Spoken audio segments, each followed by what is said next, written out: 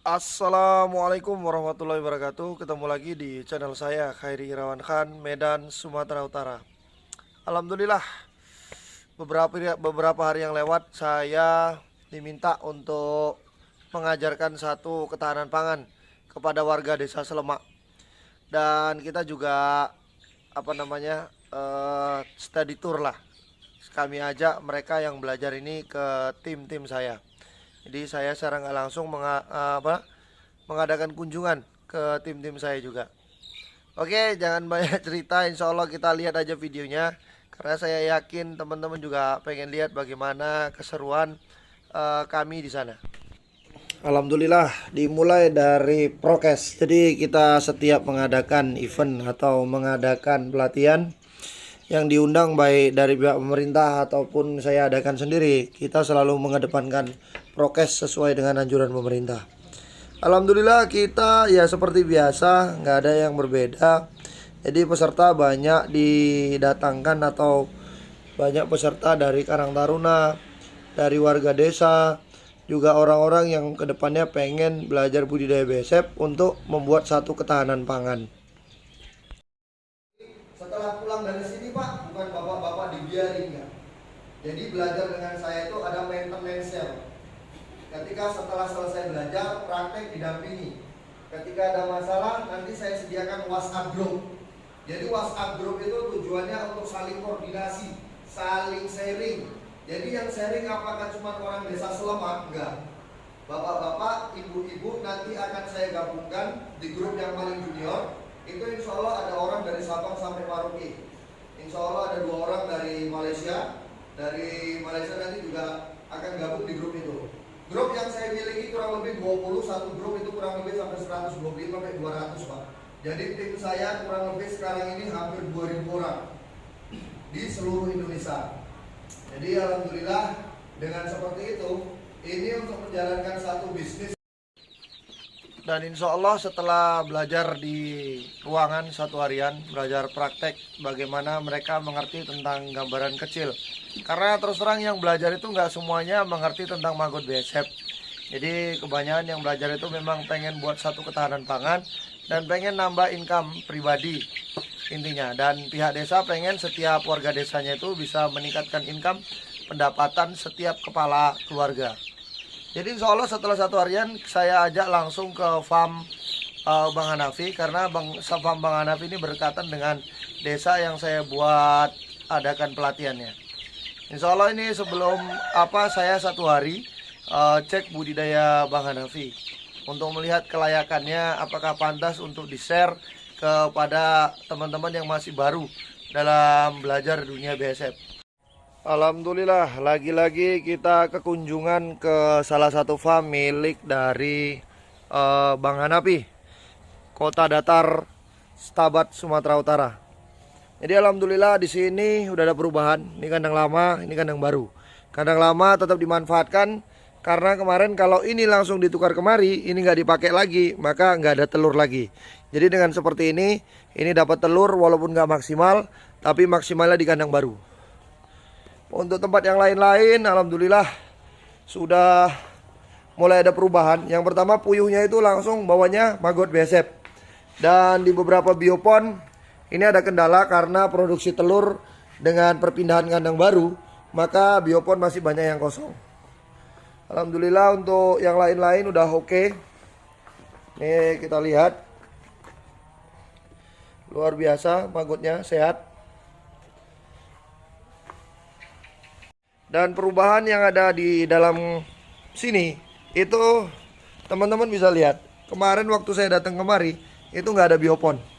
Sekarang udah ada biopon. Jadi kandang puyuhnya puyuh biopon. Yang sebelah sini puyuhnya lebih adem ayem, dalam arti kata lebih tenang dibandingkan puyuh yang sebelah sini. Jadi suaranya itu lebih banyak yang dari sebelah kiri. Kenapa? Mungkin saya kan ternak puyuh baru juga.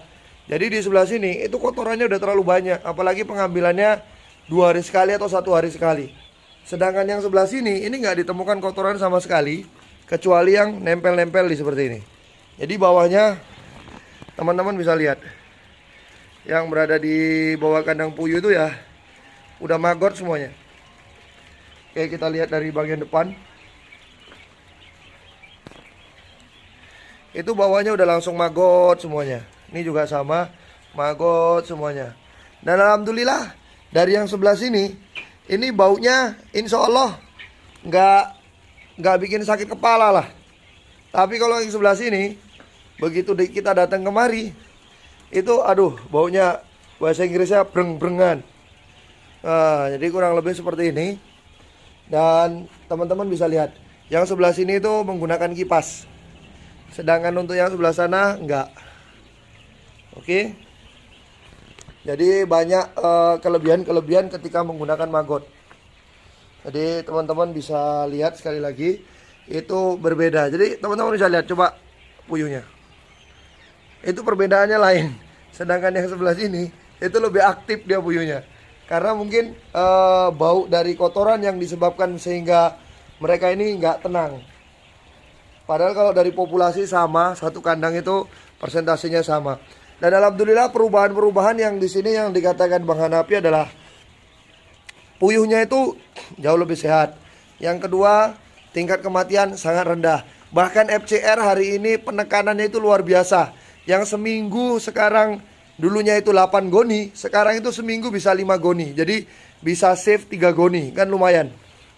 Mungkin sudah tahu Pak ya, saya dari muridnya Bang Han. Langsung aja Pak, kalau ini kita ciptakan melalui beberapa bahan. Di sini ada manggot, jumlahnya itu sekitar 8 kilo. Tadi dulu Pak, manggotnya 8 kilo. Alhamdulillah setelah sekian lama ternyata Bang Hanafi menemukan satu riset pakan yang luar biasa, bisa menghemat kos pakan terhadap burung puyuh. Karena hari ini kita tahu burung puyuh ini termasuk salah satu unggas yang luar biasa. Jadi tenggorokannya itu kayak mesin pelahap daripada pur atau pelet. Jadi alhamdulillah sekarang beliau itu menemukan satu formulasi pakan yang cukup baik. Karena dilihat dari pertumbuhan puyuh dan jumlah telur, itu alhamdulillah jumlahnya sama tapi FCR-nya turun drastis. Jadi beliau mengajarkan kepada para peserta. Efeknya Bang, dulu pakai pelet berapa? Kalau dulu kan Pak, kita pakai pelet nih. Pakai pelet itu kita satu karung 5 kilo. Satu karung kita buka, habis kurang tapi kita nambahin 5 kilo. Nah, dengan panen kita sekitar 20 papan per hari, 20 papan per hari. Berapa ekor? 2.500 sampai 3.000. Tapi kita bilang enaknya 2.500 karena ada tingkat kematiannya kan. 2.500. Nah, jadi setelah kita menggunakan ini, kita nggak sampai lagi Pak 1 goni. Alhamdulillah intinya dengan FCR yang turun dan produksi hasil yang sama itu sudah luar biasa. Kita nggak usah cerita peningkatan, tapi FCR-nya turun drastis, hasil produksi sama. Ini intinya kita juga tetap untung yang luar biasa. Karena penghematan di pelet itu merupakan salah satu keberhasilan dalam menurunkan FCR di lapangan. Alhamdulillah, jadi itu sharing kita dengan pihak warga desa Selemak. Jadi kita di sana banyak diajari tentang puyuh lah, karena puyuh saya masih baru kan. Jadi saya juga banyak belajar dari Bang Hanafi juga, karena beliau tuh ternak puyuh udah cukup lama, di atas 3 tahun intinya. Oke, setelah itu ya biasalah check up budidaya lah, check up budidaya teman-teman yang pernah ikut pelatihan. Yuk kita lihat beberapa budidaya, termasuk salah satunya adalah milik developer Pak Trimo. Ini kandangnya keren. Alhamdulillah kita nyampe ke PAM Pak Trimo. Pak, ini buka lebarnya berapa ke sana panjangnya? Lebarnya? Enggak ini luas gedung. 4 ya. Jadi ini panjang ke sana 9 meter, buka 4. Tapi alhamdulillah di kandang itu ada kapasitas kandang 2000 ekor yang cuman makan lahan panjang 9, buka kurang lebih 2 meter. Oke, kandangnya seperti apa? Nanti dulu kita mau lihat kandang BSF ya.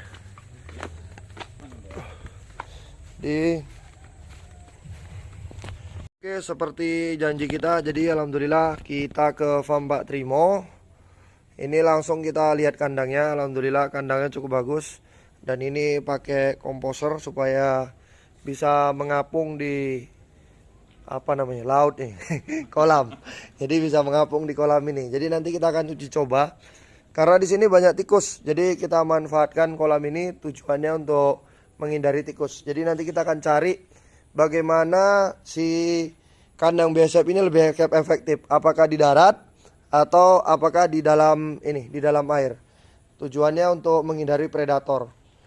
Oke, kandangnya belum siap, jadi reviewnya mungkin nggak terlalu banyak. Mungkin ini pembaruan-pembaruan dalam kandang aja ya.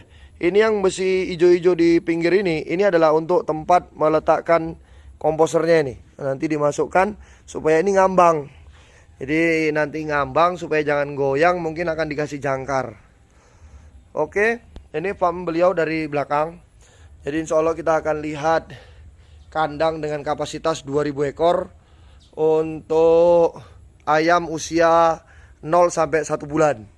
Kita akan masuk ke dalam. Alhamdulillah kelihatan luar biasa memang beliau nih. Nggak salah kalau beliau ini kontraktor. Ini nggak bisa ngomong lah. Pokoknya intinya oke, kandangnya udah oke punya. Jadi ini udah, kalau kandang udah sekelas pabrikan lah. Di sana udah tong air minum, tong jamu. Satu kandang ini muatnya berapa, Pak? Satu lantai ini kurang lebih 2000 dibagi 4. Berarti berapa tuh kalau 2000 dibagi 4 lantai? 500. Berarti kurang lebih 500. 500 1 2 3 4 5 6 7 8 9. 9. Oh, 8 ya? 8 kali 6. Berapa tuh? 8 kali 6 32. Berarti sekitar 70. 48. Malah iyalah, berarti sekitar 65 ekor. Oke, kandangnya oke, mantep. Jadi teman-teman bisa lihat, ini kandangnya cuma makan kurang lebih 2 meter. Jadi 2 meter ini kandang rumah yang ukurannya 4 kali 9, Pak ya. 4 kali 9 itu bisa kapasitas ke depan itu sampai pembesaran 2000 ekor. Mungkin kalau ini untuk ayam yang sampai sebulan, yang sebelah sini untuk ayam pembesarannya. Jadi kapasitasnya 2000 ekor. Oke, ini mungkin review di tempat Pak Trimo. Bahan murah-murah saja. Ini jelaskan. Ini kebetulan dapatnya di apa namanya nih, di barang lowakan ya, atau barang-barang bekas. Nah, ini barang bekas. Cuma karena udah kena cat jadi kelihatan bagus. Hanya cat saja, itunya sarannya. Lalu ini seng. Ini seng plat. Nah, ini seng plat. Ini barang murah nih barangnya. 1 meternya kalau daerah Mencirim 38.000 1 meternya. Medan ya. Medan. Kalau Medan mungkin bisa 3 bulan kali. Oh iya. Kalau Medan bisa 3 bulan. Karena yang nonton channel kan hampir rata-rata banyak dari Jawa. Makanya kalau di Mencirim orang itu nggak tahu di mana. Oke, terus Pak Trimo. Oke. Jadi nggak terlalu ini. Terus ini tempat makannya, peralon yang dibelah. Cara membelahnya itu. Ini cara membelahnya. Pertama ini saya mal dulu. Saya garis dulu. Baru potong menggunakan gerinda. Mata pisau yang halus yang kecil itu. Mata pisau yang halus. Jadi insya Allah bisa rapi. Kelihatan jadilah. Gitu. Oke, mantap. Jadi beliau ini kandangnya memang luar biasa rapi. Memang betul-betul inilah orang udah biasa jadi developer rumah minimalis. Jadi kalau ini kandangnya judulnya kandang minimalis. Terus Pak Trimo apa lagi? Apalagi yang kira-kira nanti detailnya itu pemasangan ini ya, pemasangan apa namanya, mika. Pemasangan mika. Ini kita menggunakan ripet ini, paku ripet.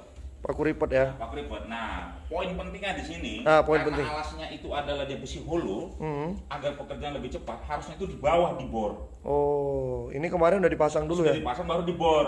Nah, jadi makan waktu. Itu. Terus kedua poin lagi, pengecatan. Harusnya itu sudah dicat di bawah sebelum dipasang.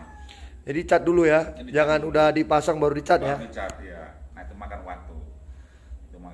Jadi ngebor holo sama ngecat ini kandang sebaiknya itu ketika sebelum dipasang. Oke, ini kandang investasi kurang lebih kalau nengok dari daya tahannya kurang lebih 10 tahunan lah. Tapi sebelum 10 tahun pun biaya maintenance saya biasanya insya Allah udah dapat karena penjualan dari ayamnya insya Allah ke depan kan lancar. Jadi mungkin ini aja review di kandang Pak Trimo. Pak Trimo, makasih waktunya. Insya Allah nanti ke depan kita akan sharing-sharing lagi. Jadi tinggal dikit lagi langsung masuk bahan ya, ayam dan maggot ya. Oke.